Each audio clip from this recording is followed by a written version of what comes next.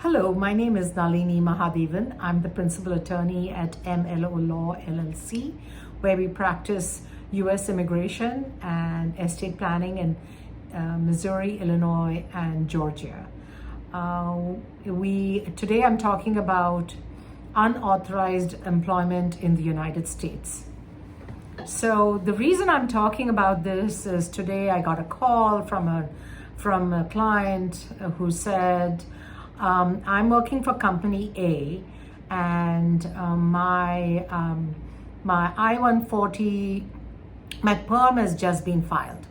Now my prior company B, has already got an I-140 approved, and I would like to go from company A to come back to company B so I can avail of some time in my prior employment and then come back to company A with whom I'm currently employed. So basically what he's doing is trying to go from company A, his current employer, to company B, past prior employer, to take advantage of the priority date and then come back to company A.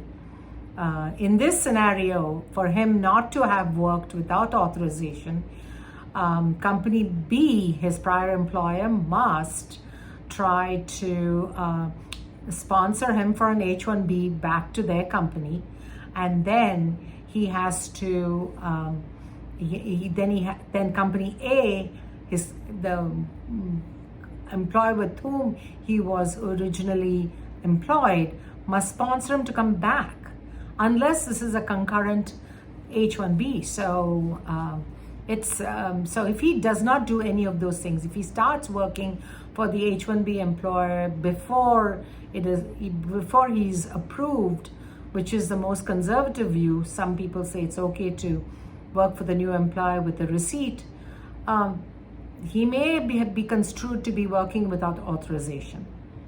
The other matter where I constantly come across is people coming here on tourist visas thinking they can work for one or two things. One, in the United States while they are on the tourist visa for their current employer overseas, or they are visiting here and they're just here for tourism purposes, but they pick up a side gig, or they are doing some casual work, or they're working in a restaurant to pay for their holiday, or they're working on a keyboard and they have not declared their intentions as they enter the border.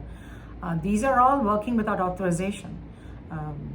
If an H-1B is working for some other company or has a business on their own on the side, that is working without authorization. There are so many scenarios that on which you are the name of your sponsor is a sponsor for whom you will work, unless you have an employment authorization document that allows you to work for any employer, such as refugees or maybe asylees or students, and even students. Now, let's talk about students. So students on OPT, they cannot be working without authorization, without having informed their college DSO.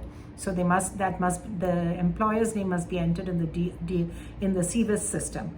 Also, you can't be working not working for more than 90 days. It depends on the length of your OPT. 1 year is different from 3 years OPT, STEM OPT.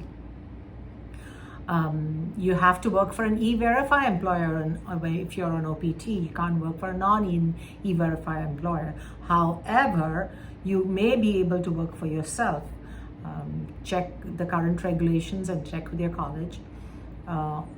You can also work only in the area in which you have academic degree. So for instance, a mechanical engineer cannot work as an aerospace engineer, and vice versa.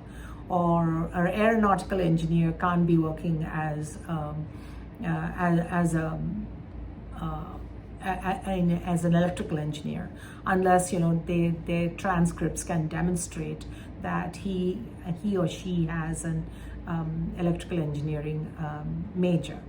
Now, so there are so many scenarios we come across. For instance, there was another instance in which a person came into the US from Canada with the intention of applying for a TN visa. They came to visit their employer. This was inadvertent. They just worked for the employer to show the employer. So the employer said, after interviewing, said, "Hey, okay, here I'm going to interview. We are accepting your job offer. You know, come back in 2 months. We'll have your TN visa. You can come through the border." What happened was this person had the employer issued an employment card, and they had the employment card in their luggage when they crossed the border. For some reason, they were flagged, they were picked up, their luggage searched, and they found the employer's work ID card, and they were expeditedly removed, denied admission, and their TN visa cancelled. For which they were applying, their TN visa was cancelled because it was construed as working without authorization. So why am I talking about this today? Because the only time I think when, generally working without authorization is not a problem is if this is a family situation in which there's a spouse who is married to a US citizen. The other times it is also allowed is when there's a Violence Against Women's Act application. There are a couple of instances for physicians and armed forces and a couple of other visa holders who can do that, but those are very much case specific, fact specific, and that's why I don't want to go. There are no blanket provisions in any other visa categories where you are working without authorization. The reason this becomes important is as an H-1B, as an L1, L visa, or any other applicant for an adjustment of status within the United States. They become barred from adjustment of status. They become barred from applying for a green card. And hence, this becomes very important, especially for employment-based persons who are employed in the US. They need to stay in status, be legally employed, work for the employer they are assigned to, unless they're working on an employment authorization document that allows them to work for any employer they wish and choose to, in any field they wish and choose to. If you need more guidance on this topic and any other immigration topic, do not hesitate to call us. Our phone number is 314-932-7111. We have locations in Missouri, Illinois, and Georgia. You can also go to our website and email us through the website, mlolaw.us.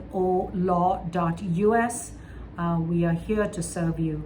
Good day. Have a great time. Watch our other immigration videos and estate planning videos. Subscribe to our channel, and you will be alerted every time we post a new video. Thank you very much. Take care.